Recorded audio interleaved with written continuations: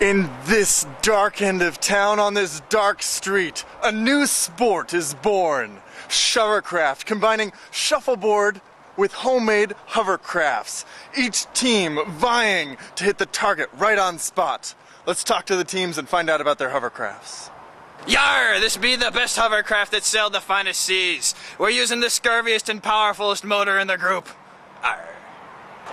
Hear the bark bark, the dragon, the bark bark, hear the flip flip flip flip flip, hear the blip. The first rule of Shoverboard is that you don't talk about Shoverboard.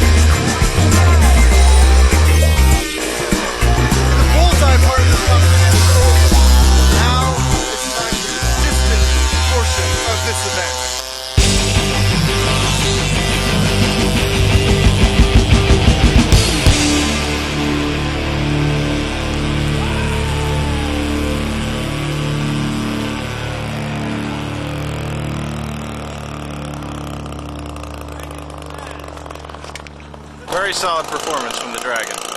Alright, let's get back into the workshop and show you how to make your own hoverboard. We started off with some plywood that was about 4 foot by 3 foot and some 6mm plastic and a chair that I got at Goodwill and cut the legs off of, and then a leaf blower. You want to get the nicest leaf blower you can afford, and a lot of duct tape. We used up all this duct tape and more.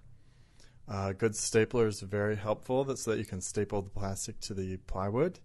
And here's Beth putting the tape down around the edge. This is important so that the edge isn't sharp, so that it doesn't cut through the plastic. And there she is doing the same thing with the hole that the leaf blower is going to go into. Just kind of keeping it so that it's all, so that there's tape around the edges there. Okay, here I am stapling in the edge there. You notice we've put duct tape on top of the plastic to protect it so that the staples just don't go right through it. And there's Frank and David going and screwing their chair into their hoverboard. And there's Beth. She's pounding the staples here so that they're really flat, really secure, and that keeps things from ripping. Max made a circular hoverboard. This is my puck-shaped hoverboard. But there was a gasket. And I'm working on mounting the air port to the board surface. What's your next step here? So next we're going to put the grommet on the bottom here, which is this big piece of plastic we got. Staple that right there, screw it in, and then make some holes here on the bottom so the air can escape, making the rest of the pocket balloon, and that'll basically cut down the friction. So I'm making it a hovercraft. Here's Willow, our brave test pilot for this hovercraft.